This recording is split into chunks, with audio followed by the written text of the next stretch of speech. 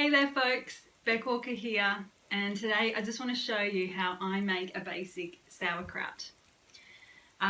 What you're going to need is a couple of cabbages. I've got a red one and just a normal green one, an onion, some good quality salt, either some sea salt or Himalayan salt. I've got some pink Himalayan salt there, some caraway seeds, a couple of jars, a container to prepare the cabbage in, a good knife, and something that you can use to kind of bash and just beat the cabbage once we've chopped it to soften it. Anyway, you'll see, you may not have one of these. This one's being made especially for this purpose.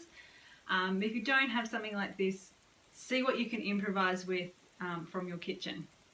Alright, so let's get started. So first of all, I'm going to just remove the outer leaves of this cabbage. We're going to put them aside. Don't get rid of them just yet.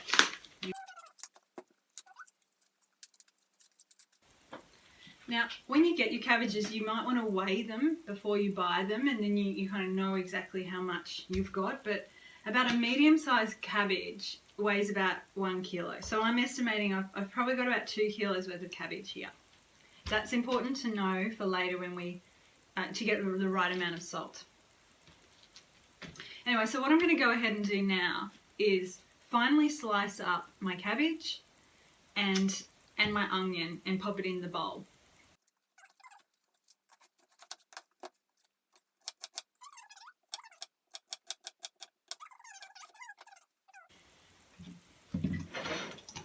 Not sure if you can see there, but I've left it, a little bit chunky, but yeah, it's really up to you as to how you like it. And yeah, so we want to get 20%, sorry, not 20%, 2% salt in there. So because I've actually just used half and half of the cabbage, so I've got about 1 kilo of cabbage in here, I'm estimating. So that actually means about 4 teaspoons or 1 tablespoon of salt. So I'm just going to go ahead and add that.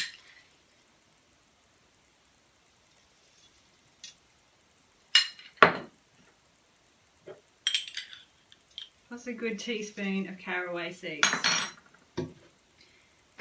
And now, here comes the fun part. We're going to get our bashing implement and we're going to give this a really good bashing, and just to really soften the cabbage, let some juices start coming out, and yeah, just get it ready so when we put it in the jars we're going to get some good liquid that we can submerge the cabbage under. Alright, so this is when I normally put on a good song that I love, a good bit of music, and for the whole song, about 4 or 5 minutes, you want to give this cabbage a nice bit of massaging, softening. Alright, so check it out. I'll see you soon.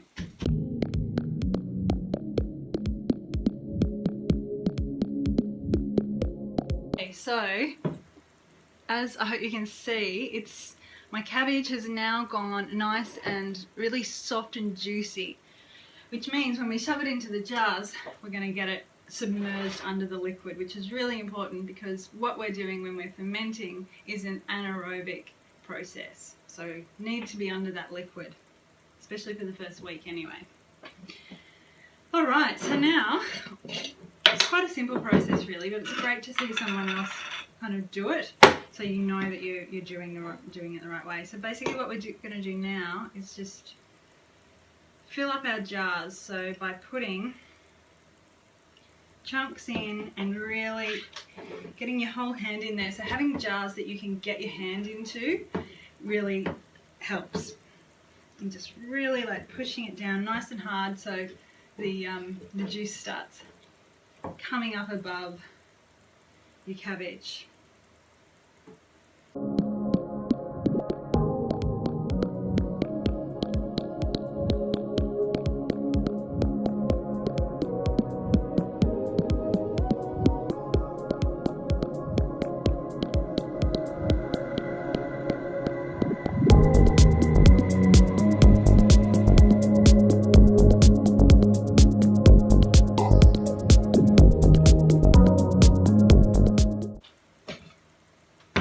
Okay, so now what we've got is these jars, and as you can see, when I push down, plenty plenty of liquids coming up to cover the cabbage. So all we need to do now is, well, first of all, I should mention not to come too close to the top. You want to give yourself a good bit of room at the top of the jar.